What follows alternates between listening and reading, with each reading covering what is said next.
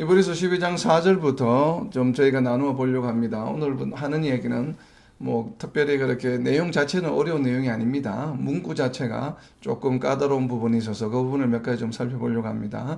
자, 히브리서 12장 4절입니다. 히브리서 12장 4절 읽을 때에 과연 어떤 내용인지, 피 흘리기까지는 대항하지 아니하였다 하는데 과연 어떤 내용인지 한번 묵상해 보시기 바랍니다.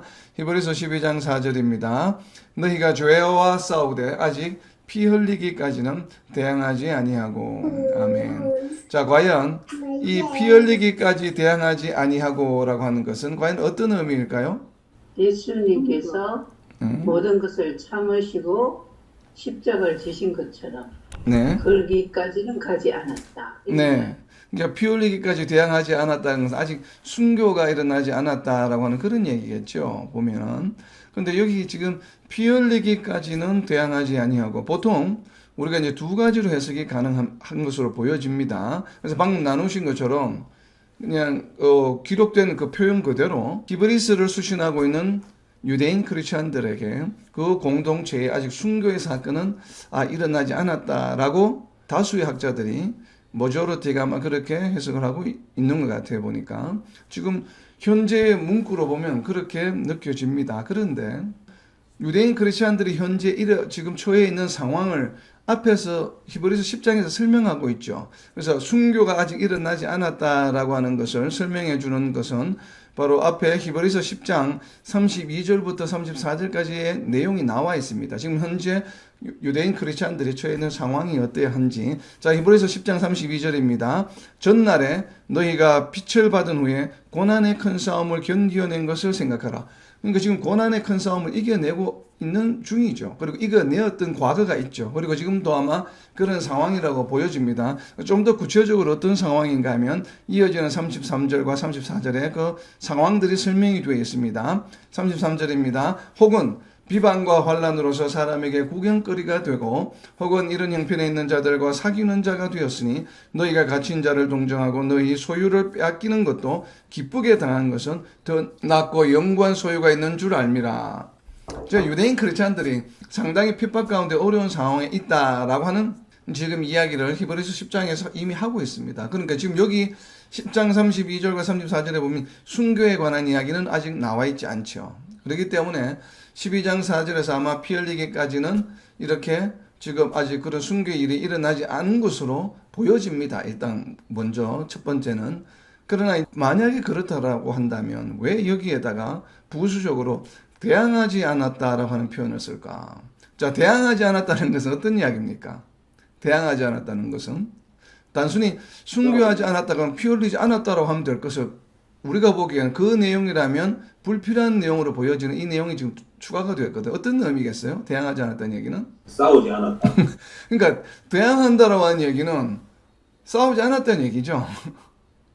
그래서 왜 싸우지 않았다라는 얘기는 왜 하냐 하면 반대되는 이야기가 앞에 나오기 때문에 그렇습니다. 그러니까 이 문장 전체를 우리가 구조를 보게 되면 그냥 단순히 아직 순교의 사건이 일어나지 않았다라고만 해석하기에는 조금 이 마음이 편치가 않아요. 그래서 제가 과연 이걸 어떻게 해석해야 될까? 왜냐하면 앞부분에 보면 뭐가 나와 있습니까? 너희가 죄와 싸우되.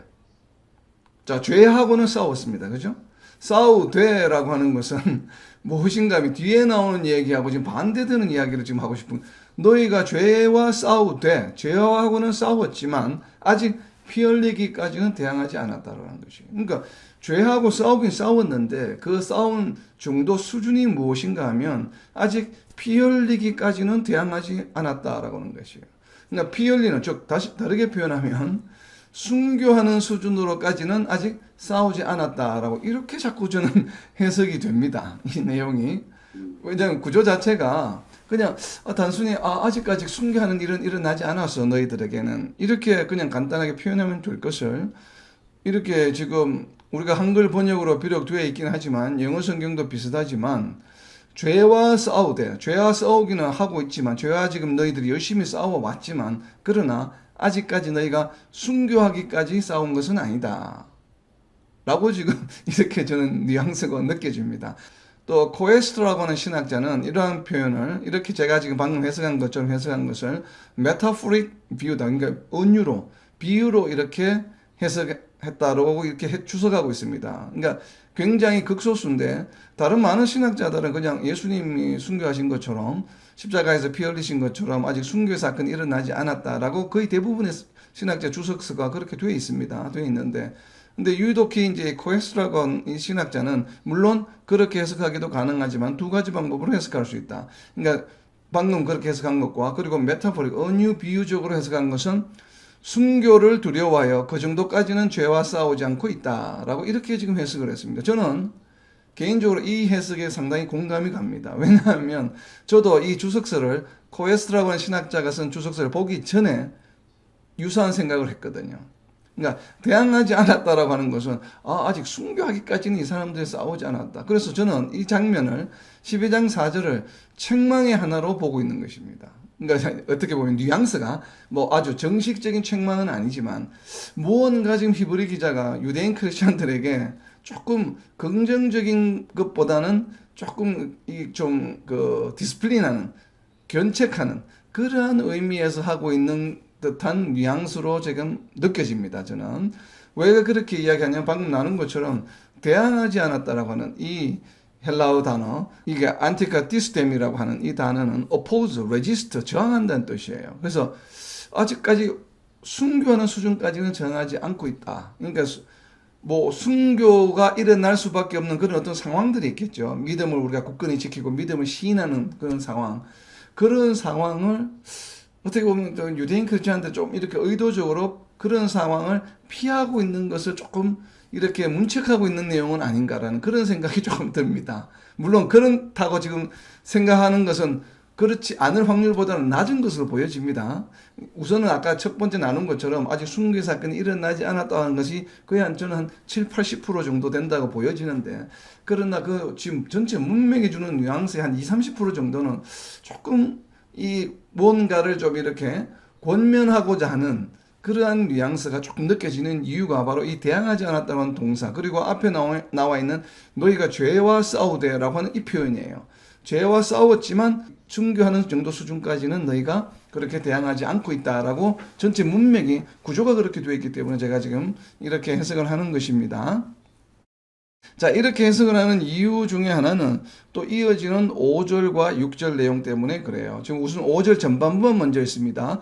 5절 전반부만 먼저 읽게 되면 왜 이렇게 해석하는지 조금 뒷받침이 될 수 있는 내용입니다. 자, 5절 전반부입니다. 또 아들들에게 권하는 것 같이 너희에게 권면하신 말씀도 잊었도다. 자, 지금 유대인 크리스천들이 뭘 했습니까? 두 가지가 대항하지 않았어요. 무엇까지? 피 흘리기까지 아직 대항하지 않았어요. 첫 번째가. 그리고 두 번째는 무엇입니까? 또 5절에 보면 또라고 되어 있죠. 그러니까 또라고 되어 있기 때문에 또는 무엇이겠습니까? 영어로 하면 and죠. 그리고이기 때문에 5절과 4절의 내용은 서로 연관이 있는 내용이에요. 왜냐하면 접속사가 있기 때문에 또 그러니까 지금 첫 번째 무언가가 하나가 있고 그리고 또 추가적으로 뭔가 하나 더 있다는 얘기거든요. 근데 그 추가적으로 있는 그 두 번째 내용이 무엇이에요? 너희에게 권면하신 말씀도 뭐 했다고요? 말씀도 잊었도다. 그러니까 말씀도 잊었도다 하니까 이게 뭐예요? 앞에 있는 무언가 한 행동과 연관이 있는 두 번째 내용이죠. 그래서 말씀도 잊었도다라고 하는 것은 무슨 얘기예요? 말씀을 잊었다는 얘기는 긍정적인 내용입니까? 부정적인 내용입니까? 부정적인 내용이죠. 권면하는 내용이죠. 너희들이 권면하신 말씀을 너희가 잊었어. 이것은 지금 무엇하는 얘기예요? 좀 나무라는 얘기죠. 말씀 잊었도다. 리마인드 시켜주는 거죠. 이 책망하는 그런 내용입니다. 그런데 그것이 무엇이라고요? 말씀도 잊었도다. 부정적인 내용이 앞에도 있고 뒤에도 있다. 이 말이죠. and 또 무엇도 잊었도다. 라는 얘기는 앞에도 뭔가를 했고 A라는 행동을 했고 그리고 또 B도 했다. 라는 얘기죠. 자, 우리가 보통 글을 쓸 때 말을 할 때 문장에 앞에 뭐도 했어. 그리고 또 이것도 했어. 이렇게 이야기할 때는 앞의 내용과 뒤의 내용이 다 부정적이거나 긍정적이거나 유사한 내용이겠죠. 앞에는 긍정적인 이야기 했다가 뒤에도 부정적인 이야기를 할 때는 또라고 하지 않죠. 무슨 접속사를 씁니까? 그러나, 하지만, 이런 걸 쓰지만, 그러나 또 무엇도 뭐 했다 라고 하는 얘기는 무엇이에요? 앞에 나와 있는 내용도 역시나 부정적이다는 얘기죠. 그렇지 않고서는 이렇게 번역을 하면 안 되겠죠. 우리가 한글을 번역을 할 때. 또 아들들에게 권하는 것 같이 너희에게 권면하신 말씀도 잊었도다.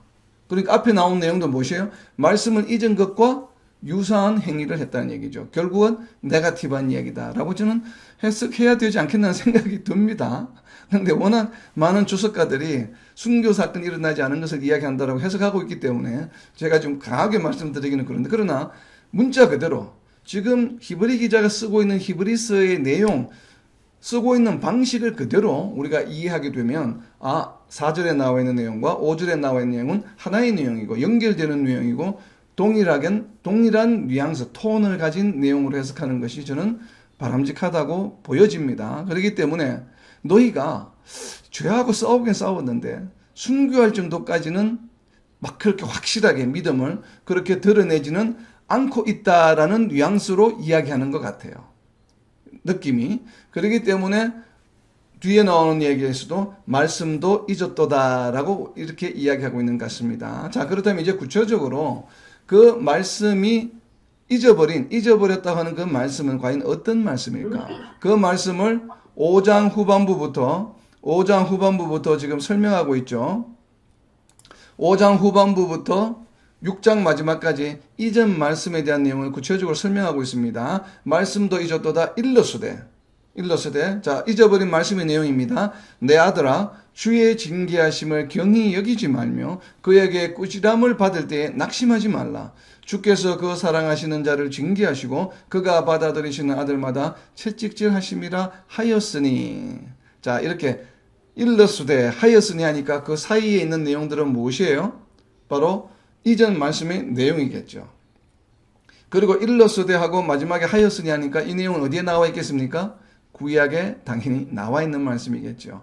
그래서 하나님께서 했던 말씀을 지금 히브리 기자가 구약의 내용을 인용하고 있는 것이에요. 그래서 일러스되 하였으니라고 이 사이에 있는 내용들은 구약에 기록이 되어 있습니다. 그 옆에다 적어 놓으세요. 잠언 3장 11절과 12절에 나와 있는 내용입니다. 자, 잠언 3장 11절과 12절에 나와 있는 내용인데 제가 먼저 잠언 3장 11절을 먼저 읽겠습니다. 잠언 3장 11절을 읽을 때에 지금 5절 후반부에 나와 있는 내용과 무슨 차이가 있는지 한번 보세요. 뭔가 단어가 하나가 차이가 납니다. 지금 5절에 나와 있는 내용과 5절에 나와 있는 내용이 무엇입니까? 일러스되 다음에 나와 있는 내 아들아 주의 징계하심을 경히 여기지 말며 그에게 꾸지람을 받을 때에 낙심하지 말라. 이 내용과 잠언 3장 11절의 차이점이 무엇인지 한번 살펴보시기 바랍니다. 잠언 3장 11절입니다. 내 아들아 여호와의 징계를 경히 여기지 말라. 그 꾸지람을 싫어하지 말라. 무슨 차이가 있습니까? 낙심과 싫어하다. 구약 원문에는 3장 11절에는 잠언 3장 11절 싫어하지 말라라고 되어 있죠. 경히 여기지 말라. 경히 여기지 말라고 하는 것은 동일하죠. 여호와의 징계를 경히 여기지 말라. 그런데 그 꾸지람을 싫어하지 말라라고 되어 있는데 히브리 기자는 이 싫어하지 말라는 의미를 조금 바꿨습니다. 뉘앙스를. 그래서 꾸지람을 받을 때 뭐 하지 말라? 낙심하지 말라라고 번역을 했습니다. 그래서 낙심하지 말라고 하는 것은 이 낙심하지 말라라고 하는 헬라어 원어는 어떤 단어인가 하면 에클루오라고 하는 단어예요. 에클루오라고 하는 단어. 에클루오라고 하는 단어는 무슨 단어인가 하면 지친다라고 하는 뜻이에요. 그러니까 become weary. 무언가 일에 하도 어려운 힘든 일을 시달려서 사람이 어떻게 됩니까? 힘들고 어려운 일을 시달리게 되면 사람이 굉장히 지치죠. 사람이 지친 상태.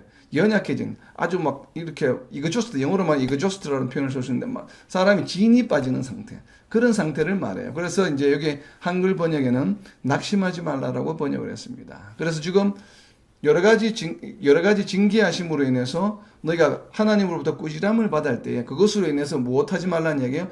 연약해지지 말라는 얘기죠. 그걸로 해서 이렇게 주눅들지 말라는 얘기예요. 주눅들지 말라. 그 얘기를 지금 낙심하지 말라라고 지금 이야기하고 있습니다. 잠언에서는 싫어하지 말라라는 것이 바로 원문이었죠. 조금 바꿨습니다. 그 의미를. 자, 그리고 이제 두 번째 나와 있는 내용. 히브리서 12장 6절에 나와 있는 내용. 이전 말씀 중에 두 번째입니다. 주께서 그 사랑하시는 자를 징계하시고 그가 받아들이시는 아들마다 채찍질 하심이라. 바로 이 내용이 잠언 3장 12절에서는 어떻게 바뀌어 있는지 한번 보시기 바랍니다. 잠언 3장 12절입니다. 잠언 3장 12절을 봅니다. 대저 여호와께서 그 사랑하시는 자를 징계하시기를 마치 아비가 그 기뻐하는 아들을 징계함같이 하시느니라. 자, 무슨 차이가 있습니까? 채찍질하지 말라가 보이죠. 앞에는 잠언 3장 12절에는 그냥 아들을 징계함 같이 하시느니라 되어 있는데, 히브리 기자는 이 잠언 3장 12절 말씀 원문을 어떻게 바꿨냐면 채찍하심이라고 바꿨습니다. 왜 채찍질하심이라고 바꿨을까요? 그리고 또 앞에 보면 잠언 3장 12절에서는 징계 아비가 그 기뻐하는 아들이라고 했는데, 히브리 기자는 이것을 받아들이시는 아들이라고 이야기했습니다. 그러니까 기뻐하는 아들.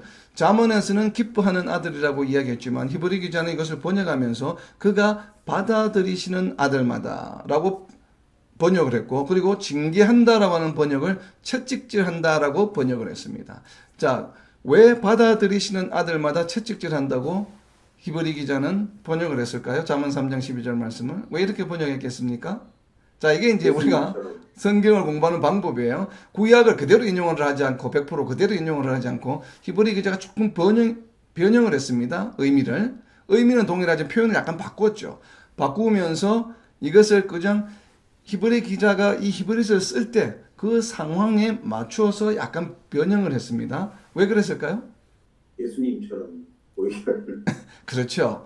지금 히브리 기자가 이야기하고 싶은 것은 유대인 크리스천들이 유대교에서 이제 예수님을 믿음으로 크리스천이 되고 나서 다시 유대교로 돌아오라라고 하는 강한 핍박을 받고 있는데, 그 핍박에 굴복하지 않고 끝까지 믿음을 지키기를 원하면서 그 샘플을 누구를 두었습니까? 바로 예수님을 두었죠. 우리가 12장 초반에. 그렇기 때문에 그 예수님이 핍박 가운데 어떤 핍박을 받으셨냐를 상기시키고 싶으신 거예요, 지금. 그래서 예수님이 받았던 대표적인 핍박 가운데 하나가 채찍을 맞으신 것이에요. 자, 이 채찍을 맞으신 것이 어디에 나와 있냐? 마태복음 20장 19절에 나와 있습니다.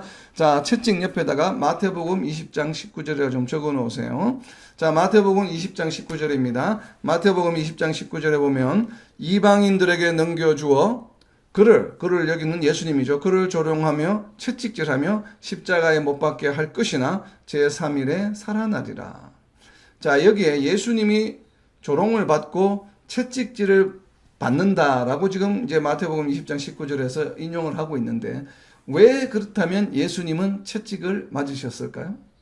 자, 히브리 기자나 신약에서 우리가 복음서에서 예수님이 사역하시는 공생의 사역 동안 하셨던 많은 일들이 있죠. 장님의 눈을 뜨게 하고 절름발이를 일으켜 세우고 이런 것들이, 병자를 낫게 하고 죽은 자를 살리고 한 이런 일들이 그냥 단순하게 예수님이 하나님의 아들이요 어떤 특별한 힘을 권능을 가지신 분이심을 나타내기 위해서 그렇게 하신 것이 아니에요. 그리고 또 예수님은 참 사랑이 많으셔서 어렵고 힘든 자들, 고통받는 자들, 또 이렇게 막 절름발이 이런 병자들을 약한 자들을 고쳐주시는 치유의 능력을 가지고 계시고 또 그런 사랑을 베푸시는 분이시구나 라고 하는 것을 보여주시기 위해서 하신 것이 아니에요. 그런 일들은. 왜? 만약에 그런 걸 하신다고 한다면 모든 병자를 다 고쳐야 되겠죠. 당시에 예수님이 만났던, 예수님 주변에 있었던, 그리고 예수님이 지나갔던 그 많은 마을에 있었던 모든 병자들, 모든 절름발이들을 다 고쳐주셔야만 하시겠죠. 그런데 그렇게 하신 것이 아니라 굉장히 상징적으로 대표적인 것들, 그런 것들만 실제적으로 사건들이 일어났습니다. 물론 더 많은 사건들이 있었으리라고 봅니다. 성경에서 기록하지 않고는 있겠지만. 그러나 이러한 절름발을 일으켜 세우고 죽은 자를 살리시고 병자를 고치시고 눈먼 자를 눈을 뜨게 하는 것은 구약에서 다 예언이 되었기 때문에 그런 것입니다. 장차 하나님께서 이스라엘 민족에게 약속해 주셨던, 내가 메시아를, 너희를 구원할 메시아를 보내줄 텐데 그가 나타나면 이러이러한 일을 해. 눈먼 자를 눈을 뜨게 하고 절름발이가 뛰게 해. 자, 그러한 징후가 나타나고 그러한 일을 일으키는 자가 너희 눈에 보이거든. 그가 바로 내가 보낸 메시아인 줄 알아라 라고 하는 것이에요. 바로 이것이 복음서가 기록된, 복음서가 담고 있는 예수님에 관한 이야기들입니다. 우리가 기본적으로 신약 성경을 이해하는 방법이에요. 그래서 신약 성경에 있는 많은 내용들, 어떻게 보면 대부분의 내용들이 다 예수님이 그리스도이심을 증명해 주는 내용들이에요. 그렇기 때문에 새로운 언약이죠. 그와 같은 맥락에서 왜 예수님이 마태복음 20장 19절에서 또 다른 복음서에서 예수님이 채찍질을 당하고 실제로 또 채찍을 맞으셨죠? 왜 이러한 일이 왜 일어났는가 하면 바로 구약에서 장차 하나님께서 보내주실 메시아가 너희 때문에 채찍질을 당한다라고 예언하셨기 때문에 그렇습니다. 자, 그 이야기를 히브리 기자는 이야기하고 싶은 것이에요. 히브리 기자가 히브리서 지금 누구에게 보내고 있습니까? 수신자가 누구예요? 유대인 크리스찬이에요. 자, 유대인 크리스찬이기 전에 유대인들은 어떤 생각을 가지고 있습니까? 하느님께서 구약 시대 때 자신들을 구원해 줄 메시아를 보내 주시겠다고 언약하셨다는 내용을 누구보다 잘 알고 있습니다. 그래서 지금 크리스찬이 아닌 유대인, 오늘날 유대인들은 여전히 기다리고 있죠. 그 메시아 오시기를. 그렇기 때문에 유대인들이라고 한다면 구약에서 하나님께서 자신들에게 약속해 주셨던 메시아를 보내주시겠다고 하는 약속을 너무나도 잘 알고 있기 때문에 히브리 기자는 그 약속을 지금 다시 상기시키고 싶은 것이에요. 자, 그렇기 때문에 지금 너희가 믿는다고 믿음을 고백한 예수가 바로 그야. 왜? 그분이 채찍질 당하셨지 않니? 어디에 예언해 주신 것처럼 바로 옆에다 적어 놓으세요. 이사야서 53장 5절이죠. 이사야서 53장 5절입니다. 이사야서 53장 5절에 하나님께서 이스라엘 민족에게 이러한 메시아를 내가 보내줄 거야. 메시아를 보내주는데 이러한 일을 하게 될 거야 라고 지금 예언해 주고 있는 내용입니다. 이사야서 53장 5절입니다. 그가 찔림은 우리의 허물 때문이요 그가 상함은 우리의 죄악 때문이라. 그가 징계를 받음으로 우리는 평화를 누리고 그가 채찍에 맞음으로 우리는 나음을 받았도다. 아멘. 바로 이 말씀을 유대인들에게 하나님께서 구약시대 때 약속을 해주셨거든요. 채찍을 맞는다라고 하는 이 표현. 그렇기 때문에 히브리 기자는 이 이사야서 53장 5절 말씀과 그에 따라서 약속이 성취되었고 예수님이 채찍에 맞으셨다고 한 이 내용을 상기시켜주고 싶어서 하나님께서 주시는 지금 유대인 크리스천들에게 지금 임하고 있는 그런 다양한 핍박들을 바로 예수님이 걸어가셨던 핍박받은 것과 지금 서로 연결을 시키고 싶은 것이에요. 그래서 잠언 3장 12절에서는 그냥 기뻐하는 아들을 징계함같이 하셨다라고 하는 이 단순한 표현을 받아들이시는 아들마다 채찍질 하시기 때문이다 라고 이렇게 번역을 했습니다. 그렇기 때문에 지금 이 이야기는 바로 예수님이 메시아다. 너희가 믿고 있는 예수님이 바로 메시아가 맞아. 구약에서 예언해 주셨던 그 메시아가 맞으니까 믿음이 흔들리면 안 돼. 끝까지 예수님처럼 믿음을 지켜 라고 하는 그런 표현으로 이해가 됩니다.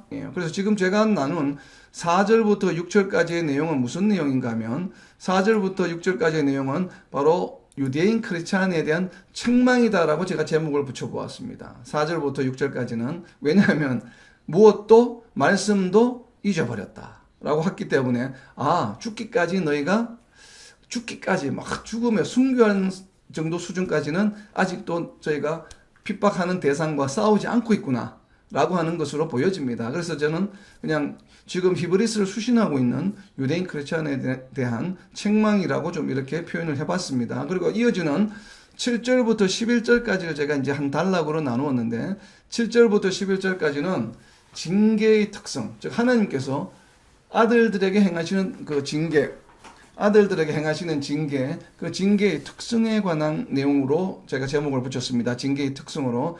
자, 12장 7절입니다. 12장 7절 읽겠습니다. 12장 7절.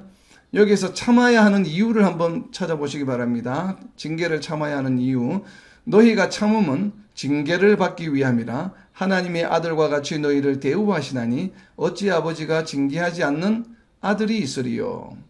자, 8절입니다. 징계는 다 받는 것이거늘 너희에게 없으면 사생자요 친아들이 아니니라.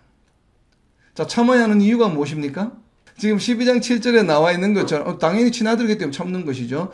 참아야 하는 이유가 무엇이라고 되어 있습니까? 너희가 참음은, 자, 우리가 이제 한글 번역을 이렇게 놓으니까 좀 우리가 어려운데, 참음은 징계를 받기 위함이라 하니까 마치 참는 이유가 바로 무엇이에요? 징계를 받기 위해서 참는 것처럼 지금 번역이 되어 있죠. 참음은 무엇이에요? 참음은 징계를 받기 위함이다. 그러니까 징계를 받기 위해서 참는 것처럼 지금 번역이 되어 있잖아요.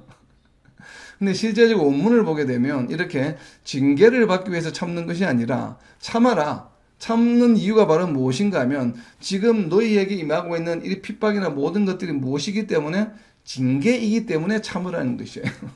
원문 내용. 그런데 지금 한글 번역을 보게 되면 마침 참아야 하는 이유가 징계를 받기 위해서 참는 것처럼 지금 번역이 되어 있습니다. 근데 실제적인 의미는, 원문의 의미는, 영어 성경을 갖고 계시는 분은 영어 성경을 한번 보세요. NIV 성경을 보게 되면 endure hardship, 그러니까 힘든 일을 참으라고 되어 있어요. 무엇처럼? as a discipline, 무엇으로? 징계로. 그러니까 디스플린은 훈련을 받는 것이죠. 우리말로 표현하게 되면, 저는 지금 한글 번역에 이 징계라고 하는 번역이 좀 마음에 들지 않는데, 징계라고 하다 보니까 조금 부정적인 의미가, 뉘앙스가 느껴지잖아요. 근데 여기 징계가 아니고 사실은 디스플린, 영어로는 디스플린이라고 하는 표현이 좀 잘 번역이 된 것 같아요. 그래서 우리말을 굳이 한글로 좀 다르게 표현한다고 한다면, 징계보다는 저는 만약에 저보고 이 성경을 번역하라고 한다면 훈육이라고 하겠어요. 훈육. 너희는 훈육을 참으라 라고 이렇게 번역하는 게 맞아요. 훈육이기 때문에 하나님이 주시는 훈육을 잘 참아라 라고 이렇게 번역하는 것이 맞아요. 7절 전반부는. 그래서 너희가 참으면 징계를 받기 위함이라 라고 이렇게 되어 있는데, 징계를 받기 위해서 참는데, 이 참는 이유가 바로 무엇인가 하면, 하나님이 아들과 같이 너희를 대우하시나니 어찌 아버지가 징계하지 않는 아들이 있으리요. 그러니까 징계를 참는 이유는 바로 무엇입니까? 이 징계는 하나님께서 아들들에게만 하시는 징계이기 때문에 그래요. 그래서 징계라고 하지 말고 훈육, 영어로는 디스플린, 그죠? 8절에 보면 징계는 다 받는 것이거든 했어요. 다 받는다고 할 때 이 다 받는 대상은 누구입니까? 하나님의 아들들을 말하죠. 왜냐하면 뒤에 나와 있죠. 너희에게 없으면 사생자요 친아들이 아니니라. 그래서 징계를 누가 다 받습니까? 하나님의 아들들이라면 누구나 다 징계를 받는다고 하는 것이에요. 그래서 지금 12장 7절과 8절에서 이야기하고 있는 것은 무엇입니까? 바로 징계의 대상에 관한 이야기예요. 징계의 대상은 누구입니까?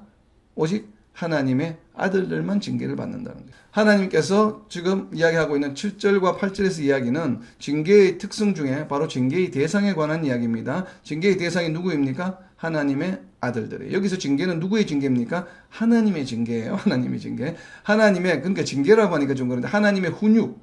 하나님의 훈육은 누가 받아요? 바로 하나님의 아들들. 하나님은 아들들을 훈육하신다라고 하는 것이에요. 이어지는 9절과 10절은 무엇에 관한 이야기인가 하면 바로 징계의 목적에 관한 이야기입니다. 제가 9절과 10절을 읽을 때에 과연 징계, 훈육의 목적은 무엇인지 한번 표시를 해보시기 바랍니다.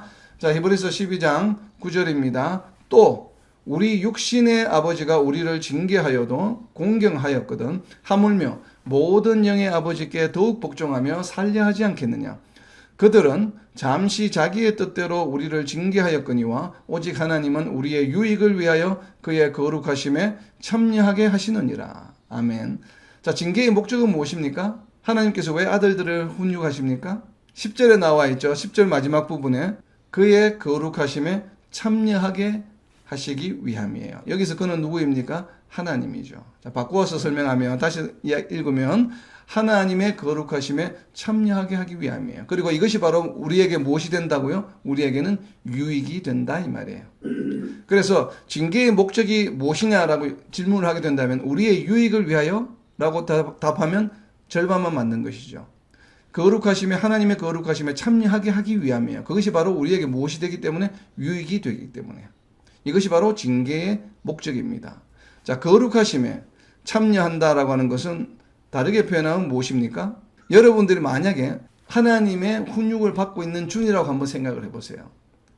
이 훈육이라고 하는 게 꼭 어렵고 힘든 일, 물론 이런 것들도 훈육이 될 수 있겠지만, 말씀 공부하는 것도 훈육이 될 수 있겠죠. 여러 가지로 하여튼 살아가는 가운데 여러 가지 어렵고 힘든 일이, 지금 마치 유대인 크리스찬들이, 지금 히브리서가 기록될 때 초대교회 당시에 유대인 크리스찬들이 겪고 있는 그런 유사한 어려움을 지금 현재 겪고 있다고 한번 생각을 해보세요.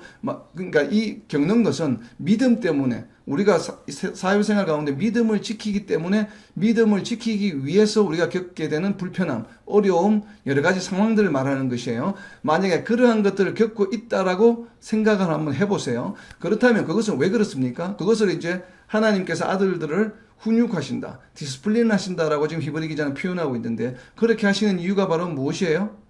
그 어려움을 겪음으로 인해서 믿음을 포기하게 하기 위함입니까? 아니죠. 그 어려움을 겪고 나게 되면 믿음이 어떻게 될까요? 믿음이 더욱더 견고해지겠죠.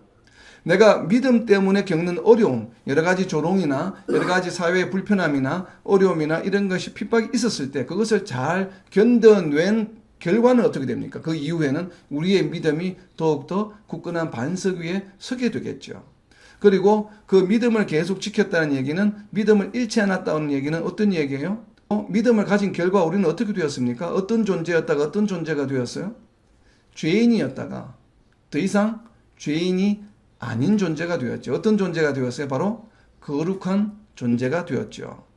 이것은 하나님과 함께 할 수 있는 자격을 갖추게 되었죠. 그것을 지금 히브리 기자는 표현하고 있는 것입니다. 그의 거룩하심에 참여하게 된다는 것을 다르게 표현하면 그것은 무슨 말이에요? 하나님과 함께 할 수 있다는 얘기예요. 하나님과 동행하는 삶을 살아갈 수 있다는 얘기예요. 다르게 표현하면 성도의 삶은 어떤 삶이에요? 어떠한 상황과 환경 가운데서 어떠한 핍박과 어려운 가운데서도 어떤 삶이에요? 끝까지 믿음을 지킴으로 거룩함을 유지해서 하나님과 함께 동행하는 자들이에요. 그죠? 그래서 이것을 히브리 기자는 어떻게 표현하고 있냐면 거룩하심에 참여하게라고 하는 그 옆에다가 히브리서 10장 38절이라고 적어 놓으세요. 히브리 기자는 이러한 관점에서 바로 히브리서 10장 38절을 이야기하고 있는 것이에요. 뭐 때문에? 하나님의 거룩하심에 참여하기 위해서. 자, 히브리서 10장 38절입니다. 이것을 다르게 표현하면 이런 말씀이에요. 나의 의는 믿음으로 말미암아 살리라. 바로 믿음으로 말미암아 살리라고 하는 표현이 바로 무슨 이야기인가 하면 하나님과 동행하는 삶을 살아가겠다라고 하는 이야기예요. 왜? 믿음으로 산다고 하는 것이 무엇이에요? 거룩하심에, 하나님의 거룩하심에 참여하기 위함이에요.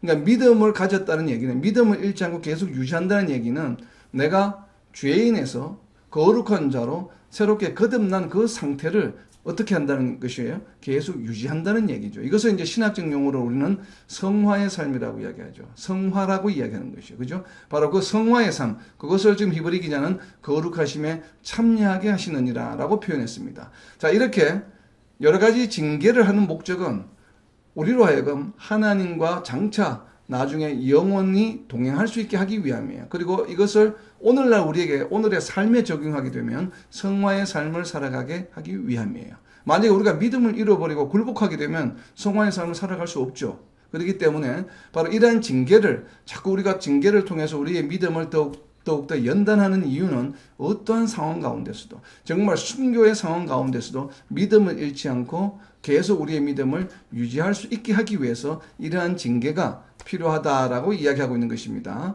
그리고 지금 여기에 보이면 12장 9절에 보게 되면 세상의 아버지와 하나님 아버지를 비유하고 있습니다. 그죠? 그러니까 세상의 아버지도 아들들을 훈육합니다. 훈육하는데 그 훈육하는 것은 어떻다고 이야기합니까? 하나님의 훈육과 세상 아버지 훈육의 차이점을 뭐라고 지금 표현하고 있습니까? 히브리 기자는 10절에서 그들은, 여기서 그들은 육신의 아버지예요. 육신의 아버지는 무엇한다고 이야기합니까? 잠시 자기의 뜻대로 우리를 징계하였거니와. 그러니까 무엇한다고, 육신의 아버지의 훈계는 일시적인 것이에요. 그래서 표현을 뭐라고 이야기하고 있습니까? 자, 잠시에다 동그라미를 쳐놓으세요. 잠시, temporary. 영원한 것이 아니라는 것이에요. 잠시 자기의 뜻대로. 여기서 자기의 뜻대로는 누구의 뜻입니까? 육신의 아버지 자기 뜻대로 우리를 훈육해요. 그렇지만 하나님은 우리의 유익을 위해서 하신다는 거예요. 이것이 차이입니다.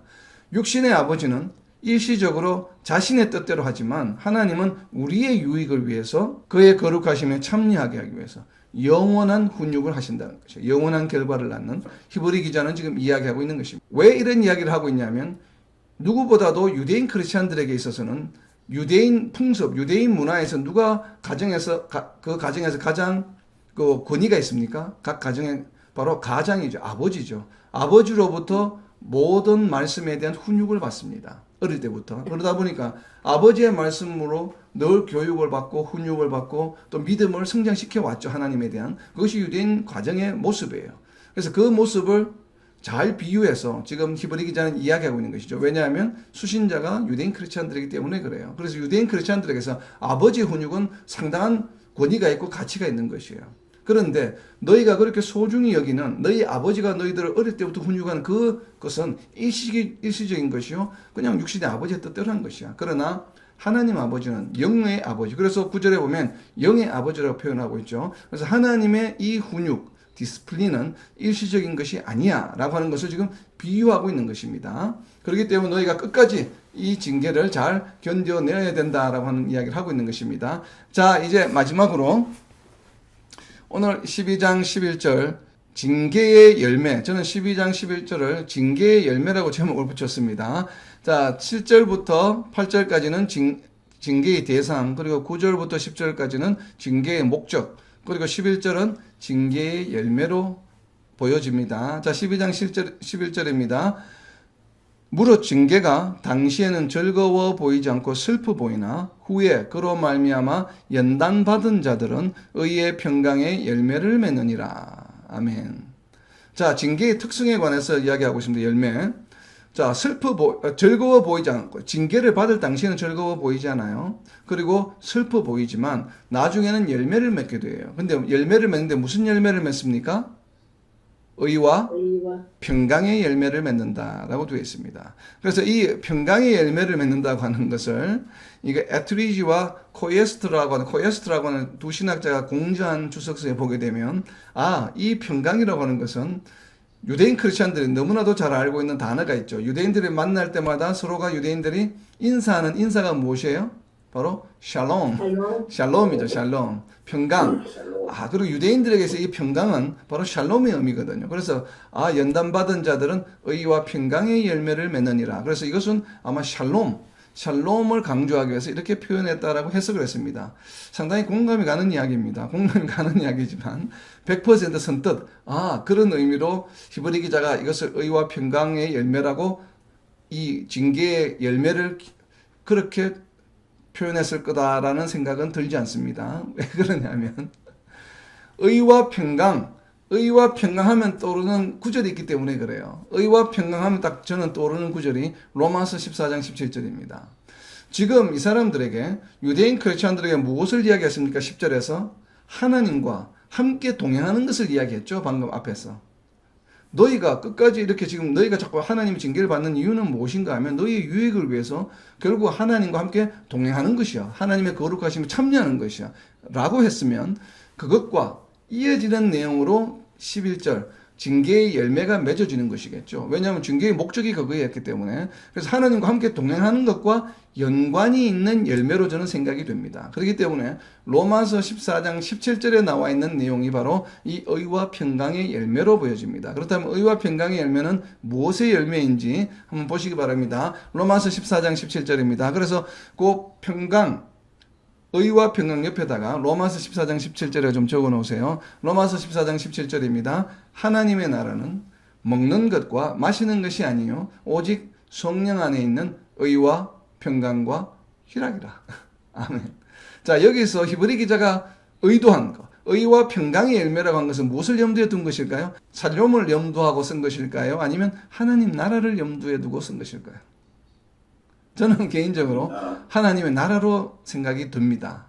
방금 나눈 것처럼 10절에 나와 있는 하나님과 동행하는 것, 하나님의 거룩하심에 참여하는 것이라는 뉘앙스를 그대로 이어서 11절에 이야기하고 있는 것으로 보여집니다. 그래서 히브리 기자는 하나님의 나라가 바로 어떤 것인가 하면 의와 평강과 희락이라고 하는 것을 알고 있다는 얘기죠. 이 히브리 기자가 알고 있기 때문에 이 징계의 열매는 결국 나중에 너희가 하나님과 함께 동행하는 것이야. 그리고 이 땅에서 아직은 하나님 곁에 가지 않았지만 이 땅에서도 무엇이에요? 이 징계를 우리가 잘 이겨내게 되면, 징계를 잘 버텨내면 믿음으로 인해서 받게 되는 어떤 고통과 핍박과 이런 환난을 잘 이겨내게 되면 누리는 것이 바로 무엇이에요? 계속해서 누릴 수 있는 것이 바로 하나님의 나라죠. 그래서 의와 평강과 희락을 너희가 계속 누릴 수 있다라고 저는 이렇게 해석하고 싶습니다. 제가 왜 이렇게 해석을 하느냐 하면 뒤에 이어서 나오는 12장 14절 내용 때문에 그렇습니다.